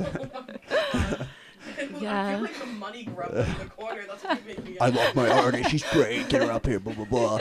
Well, me and Bella were really good friends before. Yeah, I we've been started. friends for a long time now, since high school. So Word. yeah. Hey, so are you full time on Instagram or do you still work at Bare Minerals? I don't work at Bare Minerals anymore. I do have 2 real life jobs, but Tell him. I don't wanna. Yeah. Gasp was a little upset when I said like, yeah, you got a job, right? He was like, yeah, but I don't have to do it. I get it though too. Yeah. You don't really want everyone on the internet knowing you. I You know, also kind of conduct a normal day, right? I mean, like, I don't mind that they know. I mean, it's actually kind of nice if they do know that I'm a normal person, so maybe they won't be such assholes to me sometimes. But The hate. I know. I'm sure you get a lot of it, honestly. yeah, Do you get any like creepy ass dudes in your DMs too? I get the craziest messages. Honestly, I could only imagine. people go to my DM requests just to lose their dignity. I swear to God. Like, I don't know what happens that they. I'll lick your forehead, eat your hair. Yeah, like, someone has told me that my hair looks edible. And I'm just like, Whoa. don't eat it though. Cotton candy. Like, Whoa. One of my favorite things you've ever posted on Instagram was the post you made when you were like, since everyone wants to clown me for my eyebrows, this is your one chance to like drop a comment about them. Yes. Or, like, go What's on. wrong with the God. eyebrows? They've evolved. This is like their maybe final form. I don't know, but like, The tiger strikes. yeah. I used to. I don't know. I guess they were thicker, not so blended, not as clean. But it's like when you're practicing your makeup, it's not gonna be perfect. You don't see me commenting on other people's makeup now that I'm like better. And yeah, Do you ever do you think like I don't even want to call it persona on Instagram, but like your image on Instagram, do you ever think it will detract from the music or it will drive the music? I feel like You know what I'm saying? yeah, I'm definitely at a point where people honestly don't know that I make music, and so I'm really trying to figure out how to combine the two. And me and Joey, my engineer, we do have some plans and ideas for that, but yeah, it definitely, I mean, It's weird because I know like you've been posting like selfies for so long. It's like you don't want Yeah. to like come out of like left field like crazy, right? yeah, but even like videos Yeah. that the little videos that I make for my songs, like singles and stuff, like those get like one of them's at almost 100,000 views on Insta, and I it's gotta look at that. it's like promoting one of my songs, and I'm trying to do more stuff like that to incorporate my face with my voice so people really see what it's all. Which video is it? I'm just gonna look at it. It's Whoa. You gotta run. Oh, I didn't follow you from my personal. Here. this one. I have your Stay song stuck in my head right now. Oh, I listen to this song. Yeah, and it has like a good amount of views and stuff. Little and blunt smoke. Little wink. Yeah, so you've been switching the hair up like crazy, huh? Yeah. Here we got a little gray, we got a little purple. Whoa. Yeah, Arctic Fox sent me a bunch of colors, so I'm kind of just like trying a little bit of everything again. So. Have you landed on one you like yet? I mean, I kind of really do like what I have going on right now. I think it's nice. I Yeah. haven't seen that yet, the two-tone drip. Yeah, I mean, I've seen it before, but Juan's over here with the, Straight green. I'm going to call it the Scooby-Doo. Scooby-Doo mystery van. yeah, We got the cheetah girl. I like that.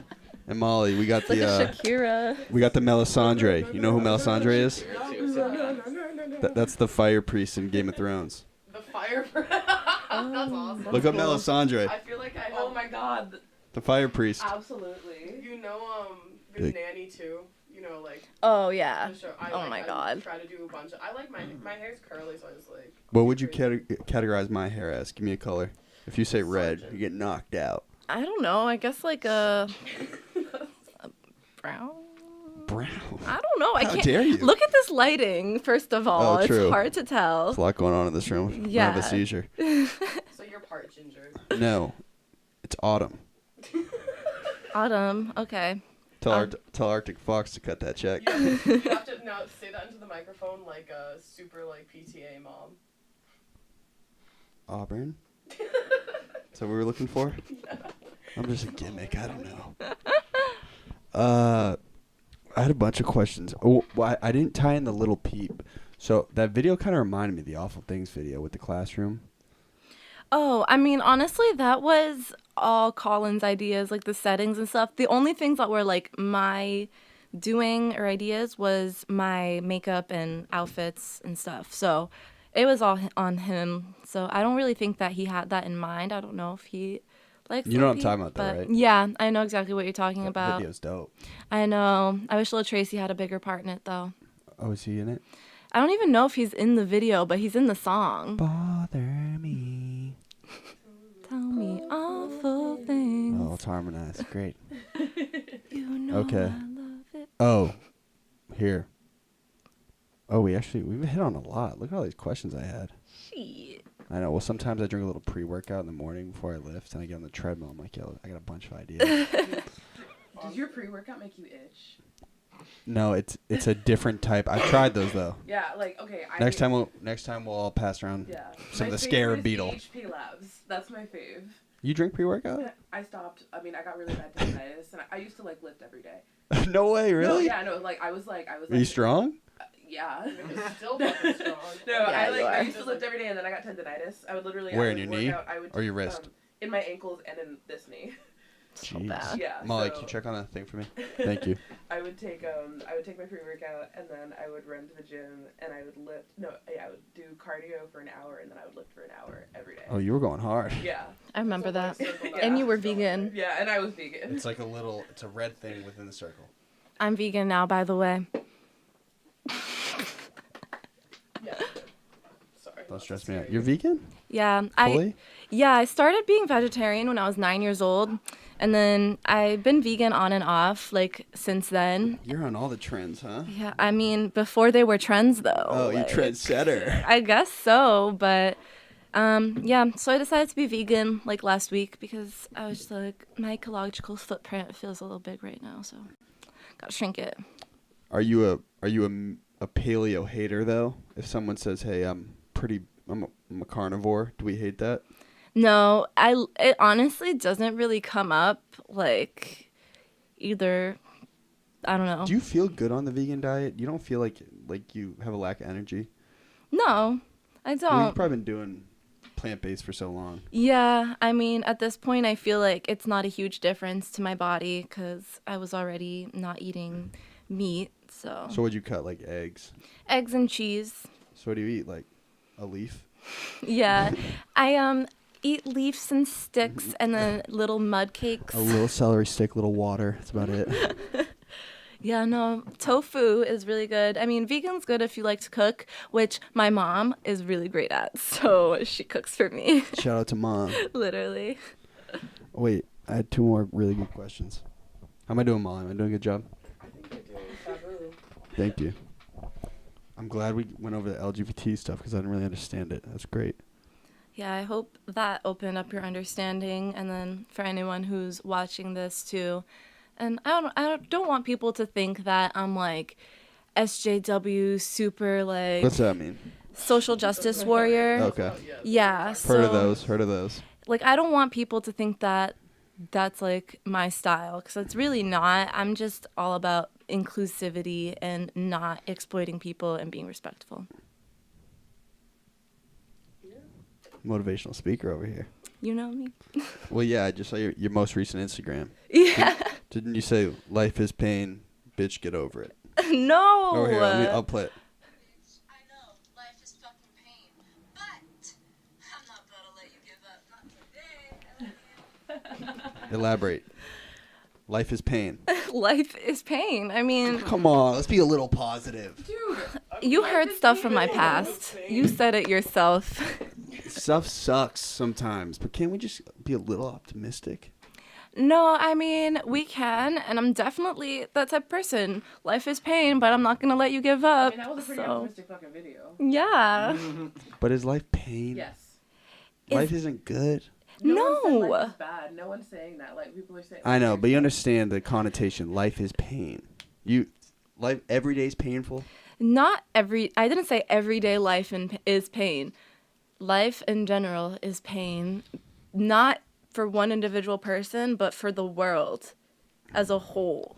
I think that's pessimistic. I don't know. I feel like it's kind of true, though, and we need to realize that to do something about it and give each other solidarity, because if you don't feel specifically like life is pain for yourself, but in the world in general it is, maybe that might make you want to help someone else out a little bit more. Don't you feel like you got to get yourself situated first before you can help someone else? Yeah, and I feel like I'm doing that. Life is good, man. Can't life be okay? Well, there's always going to be aspects of it, but like everyone, circumstance-wise, everyone has a different experience, and sadly, people do not have a better off positive experience more half the time due Yeah. to the socioeconomic gaps. Yeah, Where they live. I get it, but it's easy to feed into the terrible shit. It's much easier It's than not- than it's not feeding setting into your it, brain it's- on positive. It's being real with it, and sometimes positivity can be, you can be nihilistic while being real with yourself and not Yeah. completely hating yourself. Have you? But what I'm saying is, have you ever just tried to like in your mind, just like tried to offset to positivity? I mean, I have a few mental illnesses that like make that hard, and Why? What do you suffer from? I have depression, anxiety, and borderline personality disorder. So those all make it really hard to sometimes even get up in the morning. So I know that it could be like for some people a choice to just be happy, but a lot of the times I can't just like make that choice. So I just don't let myself give up no matter what, though. The warrior spirit. Do you go to therapy? Yeah. I go to Consistently? therapy. Yeah, I've had the same therapist since I was 15. Word. So, yeah. Does it help? Yeah, I mean, he helps me, like, he picks at my brain, like, helps me sort through my issues and see, like, because a lot of borderline, too, is you don't really perceive things the same way. Like, a lot of things come off as, like, attacking you, and it's, like, not like that. So he helps me, like, realize that it's better than it actually is. Don't you think like mental health disorders is kind of at a certain point just a spectrum? Do you think that? You don't? You think there are clear cut? I think genetically, like you can see on an MRI that there is a mental health disorder. No, for sure. I just mean like the designation of which disorder. Because I kind of feel like sometimes if you have like a borderline patient is sometimes associated with anxiety and depression. Usually it's lumped together, right? Yeah, that happens a lot, but I mean, it doesn't necessarily mean like one you're gonna have the other kind of thing. Okay. Yeah, because some people. If I was diagnosed, I'd be diagnosed OCD. Like, not even trying to complain. I'd 100%. I think like psychotically obsessive. Yeah. A lot. So, shit. Ready air pound, man. Here's to having some brain problems sometimes. True. A lot of the time, too, anxiety manifests itself in different ways. Like, when you get diagnosed with a mental illness, like, the severity of it might not be prevalent, but it's like, you definitely have it. It's not like you're diagnosed with BPD, like, and you're doing all these crazy things at once. Sometimes, like, a couple behaviors and actions lead into that. And it's not like, it's just, that's like more of a stigma to it. Like, it's a lot of times people like self-diagnose themselves, and it's just really good to see a therapist to talk it out and realize it's within normal reach. My one real like political legislative stand is that kids that are sometimes born in like the worst possible neighborhoods or positions don't have access to the best therapists. Yeah, that's so for that's sure. like one of the most fucked up things possible, because they could really use it. Yeah, and like mental health, like in those neighborhoods, is probably on average, mental health problems probably on average a little bit worse, just because of the condition. Definitely. Yeah. Definitely. So that's a flaw in the capitalistic society. Yeah, definitely, because a lot of people with mental health issues, I mean, I feel like I'm a very high functioning person with BPD, but there's some people who literally can't work because of it, and they can't do anything like that and provide for themselves, and they're going to end up being pushed to those impoverished areas too. So It's tough, man. Yeah. What's your stance on drugs? You do drugs? I just smoke weed. No pills, none of that. LSD. I'm not going to incriminate you. I just wonder how people who are conscious of like their mental health problems do drugs. Okay, you got me. A lot? Well, no, like I'm pretty responsible with it, but like a couple weeks ago when I was on vacation, like I was kind of like on a 2-week bender, but like I was fine, you know. Were you tripping? Yeah, acid, Molly, Vicodin, Adderall. Whoa. Just whatever we had. What was the come down like? Bad. Pretty bad, like right? really bad. Probably terrible. Yeah. It wasn't good. But Did you enjoy acid? yeah, I've done acid probably too many times now, but I always have fun doing it. I feel like it's always either like a really funny time or an inspiring time or something. No bad trips? I haven't had a bad trip myself, but I've been with people having bad trips. It's hard. Petrifying. Yeah, it's hard, but I don't know. I mean, for me though, it's very overwhelming emotionally. I mean, for anyone, but since I feel like I have depression and anxiety, like I'm kind of already used to it, and I know how to get myself down from like a place like that. Can I ask you guys a question as a collective? I want you to answer it though. Do you think in the underground / LGBT community that in Boston specifically that you guys notice mental health disorder more within the community than you would in a separate social setting? Well, yeah, because of a lot of the times when... Hey, feed her the answer just so we can get it on audio. Yeah, I think that there is because... Was that a good question? I think Okay. so, yeah. Very good question. Yeah, Okay. I don't think a lot of people ask or think about that, but I feel like the reason why there would be a lot more people with mental health issues in the underground scene is because we are the people who society kind of like pushes away, so we help give each other that solidarity. And so it's like frequent. And are people open about it in the scene? Like, hey, I kind of got some issues mentally. I mean, if it's not in their songs, then like it probably does come up in conversation, honestly. I don't know, especially for me maybe because I make a lot of dark jokes and that's like a coping skill. So I feel like some people who do have those issues, they gravitate towards that too so that they feel like they can be more open about it.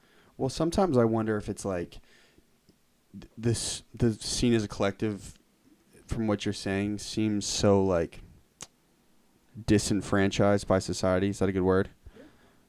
That, you know, it's inevitable that this subgroup of people feels like innately stressed because like you're kind of growing up and you're being nurtured feeling like rejected by everybody. Yeah, but the point isn't to make people feel like that. It's to help them see that we do have a community even when society made you feel that way. Word. Yeah. Big Bochi the journalist.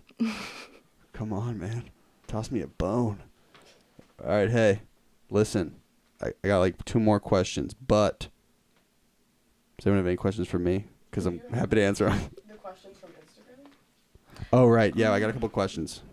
Some of them. And do you have some, Bella, too? I might have some, yeah. Yeah, feed the fans. Someone asked how'd I get my name.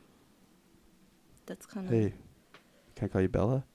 Bella. Yeah. How'd you get your name, man?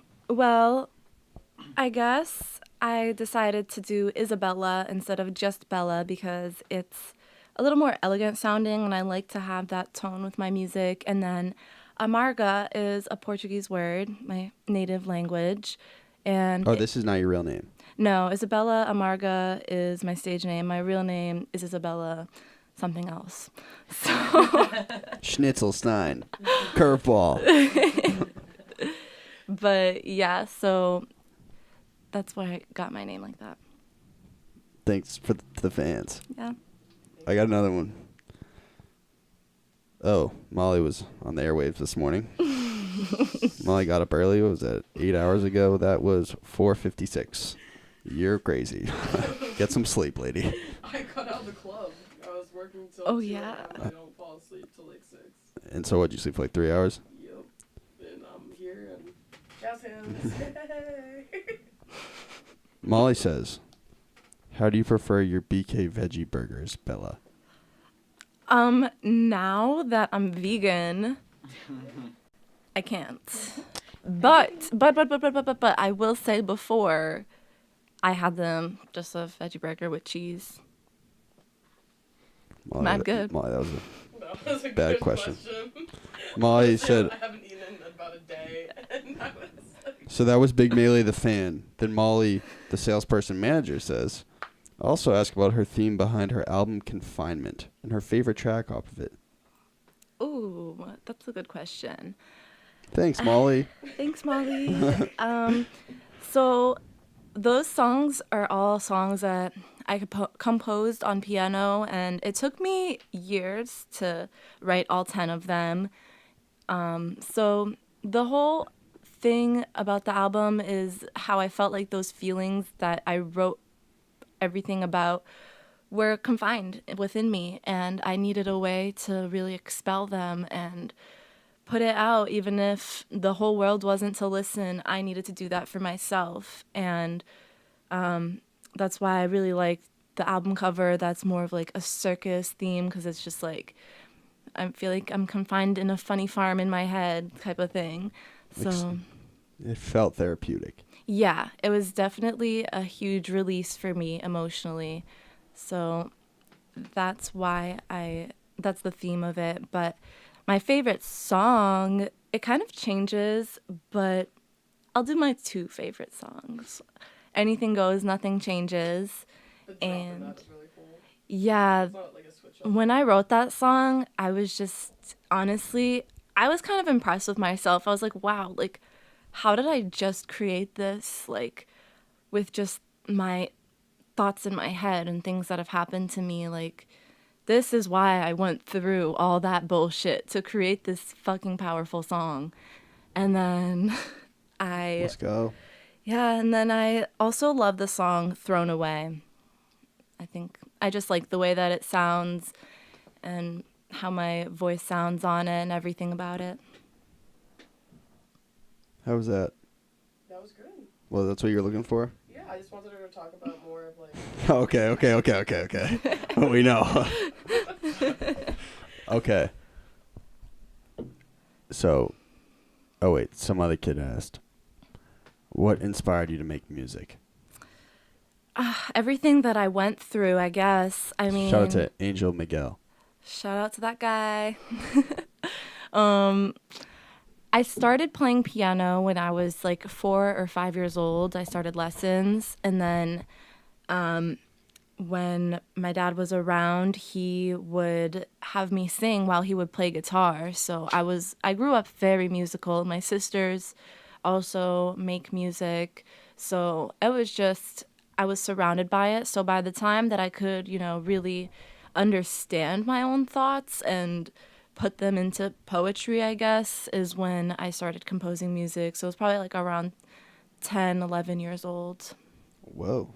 Yeah. 10 years in the game, man. Yeah, I mean, I only started sharing it, like, I guess it's going to be 2 years now, but I don't know. I guess, like, it's good that, like, I held it all in the archives. Exploded it. Yeah.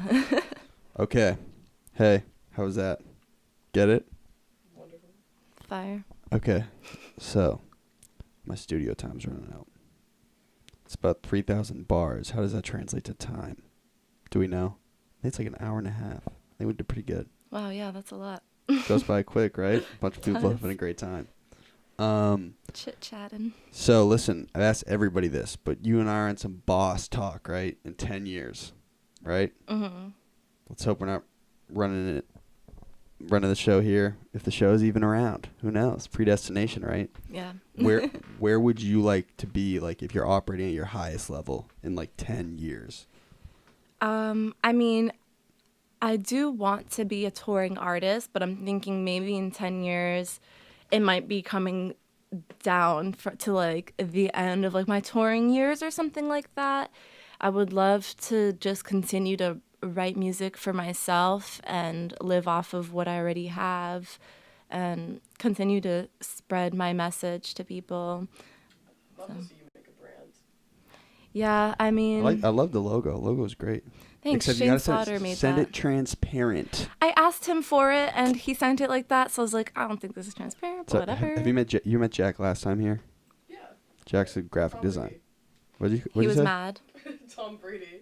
Tom Brady. I think I called him that last time. Oh, I'm making a joke now. I just see him. Oh no! Oh, I remember what you're talking about. Yeah. Okay, sorry. I interrupted you. My fault. No, it's okay. I need to put on like my lip gloss. I'm sorry. Is that flavored? Yeah, it's cherry. Can you smell it? I can't. It smells like cherries. ASMR. It smells like some Hall's cough drops. Try some ASMR. Tasty. The cherry flavor. But yeah, I mean, I would love to have like my own studio space. I would In Boston. maybe in Boston, maybe somewhere else. I don't know. And it'd be cool if I could make like my own line of like makeup or clothing and shoes and stuff because I do have a lot of ideas, but yeah. Word. Yeah. Hopefully we can do it in 10 years, man. That'd be fun. Yeah, that would be really cool. The only question I didn't ask is I don't really understand what Underground Underdogs is. Can someone elaborate? They're like I kind of get it. they're like a music blog collective type of thing. Yeah. Started in Boston. Yeah, me and Jack actually go way back. He was like one of the first people I collaborated with, and I think I've seen his Twitter. Yeah. yeah, and I was there at like the start of Underground Underdogs. So Oh, fire. yeah, I think I was the first person they interviewed actually. So pretty cool to see how much we both have grown since then. So yeah. And it's still popping, the blog, or?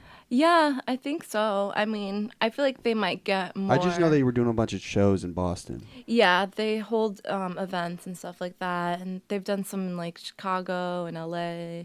So Word. yeah, Okay. lots of fun stuff. So, this is how we start and end the show. You ready? Okay, how do we do it? We're going to be okay. Don't worry. You say hi, your name. Oh, wait. First, plug all your like Twitter, Instagram. This is a fun one, though. Twitter, Instagram, Snapchat. What else are you on? Facebook? Facebook, Tumblr, SoundCloud. Okay. My Twitter is Bella Amarga. Instagram is Sour Apple Cider. And my Tumblr is also Sour Apple Cider. My SoundCloud is soundcloud.com/Isabella is my name. Snapchat is BELLUGH. Fuck, I hate typing. Kind of like that, right? Yeah, exactly. What else do I have? Show coming up. Oh yeah, show coming up on the 26th, this Tuesday. Come see some bomb performers. Upstairs, Middle East. Middle East upstairs, yes. Cool. Molly, you working? No, I'm attending. You're spectating. Yes, I'm going to be You're there. scouting. I might go on stage again. They always ask me to be like the hype man last second. True. It's true. Like, I like saying a lot of woos and ahs, like woo, ah. It's a time. Let's go. I'm gonna bring you on stage and we're gonna have you like have antlers and you're just gonna be like, yeah. That seems a little satanic. We're gonna make golden deer, golden goat. Whoa. Oh shit. Whoa. I don't know if I can come Tuesday, but I do definitely want to make a show. So Yes. Yeah. I'll keep you posted. let's do it. Yeah, definitely. We got friends at the Middle East. Yeah, I just got hired there. Oh, you're working there? You met still Y-Try hired yet? I was just talking. No, I I showed don't. you White Try when we were. You did. I was like, getting ready. That's to my like, guy. Show me why I try, but I don't actually know. Shiz is back too, right? Yeah, I celebrated Chiz's birthday Thursday, and we sang "My Neck, My Back" at karaoke, and I had someone last night go up to me and was like, "Wow, you really killed it! Like you're great at singing." That. Oh my And I was God. like, That. Thank you. Don't fuck around with Shiz. Oh, She'll come and at my show. She manhandled some kid. Bam. yeah, sometimes people instigate and never throw the first punch, but usually at the Middle East. You throwing a punch there? I don't know. Shiz is the hardcore angel. It's the of Mike Middle East. Tyson. That sounds like a porn title. Whoa. Okay, so this is how we start and end the show. Okay. You say hi. Hi. I'm blank. Oh wait, sorry. I interrupted you. Listen, I'm gonna say this once. Okay. Hi, I'm blank, and this is my golden hour. Directly after no break. Hi, I'm blank, and that was my golden hour. Okay. Got it? Okay. Okay. Hi, I'm Isabella Amarga, and this is my golden hour. Hi, I'm Isabella Amarga, and this was my golden hour. Molly, I'm gonna tell you something. Everyone messes it up, so it's okay. What did I do? What and did I'm I do? gonna end up. It's this is, and that was. Oh. That this gotta turn into a that. Oh my goodness. Shame. Should I do I do both or do I just redo that one? We gotta do the whole thing. Okay. man. Okay. That was okay, and this is okay. It's an attitude, like raise an eyebrow, like. Hey, Go sales mode like Molly. I love that. My artist is amazing. It's just the message that she's really conveying that I love about her. Hi, I'm Isabella Amarga, and this is my golden hour. Hi, I'm Isabella Amarga, and that was my golden hour. And Molly, before we cut the audio, can you click the camera for me? Hey, that was perfectly executed. Okay, Good work. good. Thanks. 3,